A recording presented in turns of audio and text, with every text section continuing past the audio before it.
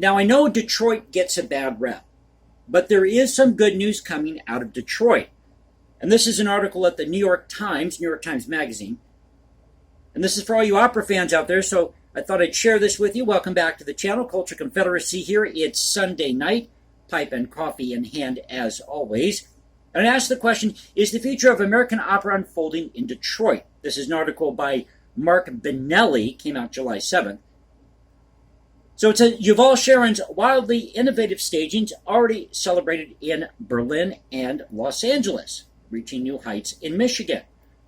Last September, as cultural organizations began their fall seasons in a state of crisis, unsure if audiences would venture from their homes in the midst of a pandemic, Yuval Sharon, the artistic director of the Michigan Opera Theater, decided to mount a show called Bliss, a restaging of a marathon piece by the Icelandic performance artist Ragnar Kjartansson. Bliss requires its performers to replay the final 3 minutes of Mozart's The Marriage of Figaro without pause for 12 hours. Without pause for 12 hours. Now, I think The Marriage of Figaro is a cool piece, cool opera, but I don't think I could sit through the final 3 minutes for 12 hours straight. Could you? And I think this is part of the problem with opera in general. They try to become so innovative that they turn off their audience. Sharon's production took place in what was once the Michigan Building Theater, a former Detroit movie palace that closed in 1976. Infamously, when architects determined that demolishing the theater would make an adjoining office building structurally unsound, the interior was gutted and transformed into a multi-level garage. The sight of cars parked beneath moldering Renaissance-style plasterwork and traces of long-gone balconies has long proved irresistible to Detroit ruin photographers. But no one before Sharon had ever staged a live performance among them. The production was pay what you like, and those of us in the audience reached the performance space by walking up a ramp. Looking over its edge, I spotted a dusty Jeep parked on the lower level with the words "Lions suck," that's funny, traced on the windshield. A pair of low stages, minimally dressed to set a banquet scene, had been assembled, and the rest of the space was hauntingly lit.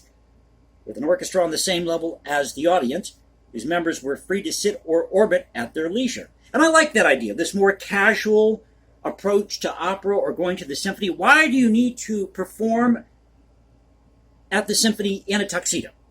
Or attend a symphony concert in formal attire? A lot of these composers back in the day, they weren't rich. They were hired by the aristocracy or whatever the theater company was to create whatever piece of music it was, if it was a ballet. I mean, Tchaikovsky even struggled for a while financially. So I always thought that opera and going to the symphony, that it should be a casual, informal event. And you should have fun. Isn't that why we listen to great music and celebrate great art? That's what we do on this channel here, is to have fun. It doesn't have to be this stuffy, upper crust, fuddy-duddy experience. I'm trying to get the words out here tonight. One-take video.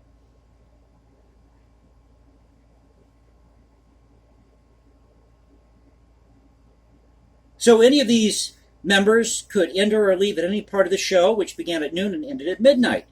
Sharon paced the perimeter in a bow tie, a colorful jacket, and yellow sneakers. Oh, there you go. Now 42, Sharon is the most visionary opera director of his generation. He founded an experimental company, cheekily named The Industry, in Los Angeles in 2012, and was met with near immediate acclaim for staging so wildly inventive they often dispense with stages altogether. A 2013 production of Invisible Cities, the composer Christopher Ceroni's adaptation of Italo Calvino's imaginary travelogue, took place in Los Angeles' Union Station, one of the busiest passenger railroad terminals in the country. Performers moved around the space as concertgoers listened on wireless headphones, and commuters raced to their trains. That's in parentheses. A 2015 opera inspired by Julio Cortázar's Hopscotch, hope I'm pronouncing that correctly, last name is Cortazars, a novel whose chapters can be read sequentially or by hopscotching around the book, recreated the format in Los Angeles traffic. Audience members would enter one of 24 limousines, each of which also contained performers, and proceed along one of the three routes, occasionally changing cars or stopping at key landmarks to witness vignettes. That's an interesting idea, but again, when you get so innovative that you forget your core audience and what you're actually doing, which is creating great art and great music, then it's just not going to go anywhere. Or it's only going to cater to a small crowd. Academia, the upper crust. I would really like to see these opera productions done in their traditional format. And something else, this really gets me. Why does opera have to be so slow? I understand there's a lot of singing involved, but one of the best operas I think I've seen is Smetana's Bartered Bride. And I had a copy with Sir Charles Mackairis, and I forget which orchestra it was, but I think it may have been the National Symphony, but it was done in English. And I love that recording. Gotta get that recording again if I find it. But that is something that I would go see, and I'd love to see Tchaikovsky's Queen of Spades, but you gotta speed things up on stage. The 2007 production, the Salzburg production of Benvenuto Cellini, that was a disaster. Because they try to be so innovative, they try to do this space-age take on Benvenuto Cellini. What I thought would have been really cool is to do Benvenuto Cellini in the 16th or 17th century. I believe he was a 15th century, maybe early 16th century sculptor that inspired Berlioz. I mean, that's what I would like to see. These operas done in their traditional format, with a little bit of action. Another great opera you can find here on YouTube is Gunos Faust. There was a production of Gunos Faust that was really well done, and it kept your interest. I hate being bored to sleep, don't you? I think that's the problem with opera. It bores people to sleep. When it's done so slowly, and you just don't have any excitement in it. Watch 3 hours of a Wagner opera and just wait for the ladies in the scantily clad dresses to come out, right? That's the big moment. Or when Wotan finds the sword. So I'll skip around here because this is a long article, but it does talk about Wagner here. So let me get to that here in one of these paragraphs here as I'm skipping around here. So thanks for bearing with me. Other Sharon productions have combined live singers with green screens and digital animation, stuck performers inside a giant glass vitrine, and redeployed defunct air raid sirens to broadcast music onto city streets. In 2017, sure, that's funny. In 2017, Sharon was awarded a MacArthur Foundation Genius Grant the following year. He became the first American to direct at Bayreuth, the Wagnerian Opera Festival, founded by Richard Wagner himself in 1876.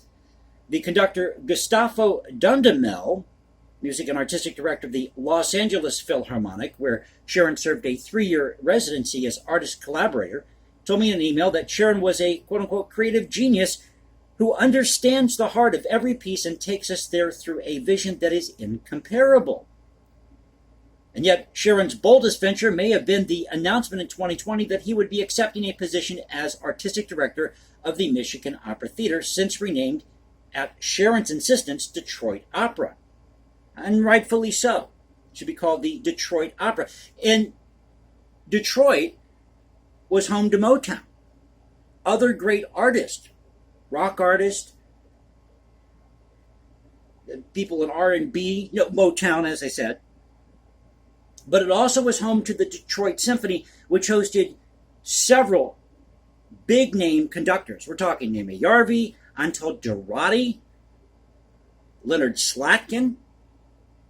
Now, Antal Dorati is well known in the classical music world. In fact, he did the first recording with live canons of Tchaikovsky's 1812 off of Mercury label. And another performance on that disc that's not talked about is his version of Capriccio Italian. Very well done. And you've probably seen that album cover, very famous album cover. It's got the canon on it. Also has part of Wellington's Victory on it by Beethoven. But Antal Dorati also did the first complete set of the Tchaikovsky ballets on Mercury. very historic recording. You get your hands on those LPs or CDs if they're out there, you got to put them in your collection. This is something that you've got to have.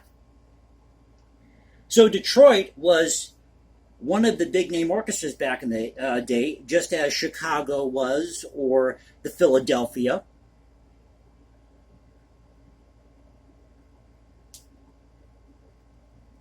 Now it talks here in this article, Mark Benelli does, about his first production in Detroit. Sharon's first production in Detroit was a drive-through, socially distant version of Wagner's Götterdämmerung, in a downtown parking garage. It received a rave from Alex Ross in the New Yorker, who is a staunch music critic. The piece would have been a triumph in any season, Ross wrote, but it felt borderline miraculous in 2020 during the first wave of the pandemic. Sharon went on to commission a revival of the Pulitzer Prize-winning composer Anthony Davis's X, The Life and Times of Malcolm X, which had never received a full revival since its premiere at the New York City Opera in 1986. Davis told me he'd taken meetings at the Metropolitan Opera over the years to discuss possible productions, but nothing had ever come of the talks. After the Detroit production was announced, though, Yuval said that the Met called him and arranged to bring the production to New York in 2023. I came early to Bliss, then returned again closer to the finish, grabbing a chair near Corey McKern, the baritone playing the philandering Count Almaviva. For the last 11 hours or so, the Count had been begging forgiveness from his wife, and now McKern sat slumped on some steps at the edge of the stage. Kurt originally staged Bliss in 2011, but a decade later its purgatorial repetition, doing this in one shot again, had become a perfect metaphor for our daily lives during the pandemic. The endless loop of penitent toxic maleness also had an amusing new renaissance. On a personal level, more than whatever conceptual power the piece held, more than the ways in which repetition deepened and complicated the beauty of Mozart's music, even more than the athleticism of the singers or the novelty of hearing them, unamplified from only a few feet away, I was struck by the space itself. I'm a former resident of the city, and Detroit's ruins were not new to me, to be frank. I've been skeptical of the decision to stage the performance in the former Michigan Building Theater at all, so I was surprised to find myself tearing up during the final burst of applause at midnight. Had it been the amazing feat of endurance I just witnessed, the fact that this was one of the first live musical performances I'd seen over in a year, or was it because we hadn't been invited into this space simply to gawk at a memento mori, but rather to transform it into something transcendent, or at least to try? Mark Williams, the chief executive of the Toronto Symphony Orchestra, told me that when he heard about Sharon's move to Detroit, he was not surprised. He and Sharon had worked together at the Cleveland Orchestra, where Sharon directed a pair of acclaimed opera productions. But Sharon's ambitions, Williams said, were bigger than the guest directing. He was, quote, the sort of person who would want to come into a space where he could really affect change, rather than going into a more established space and becoming more of a caretaker.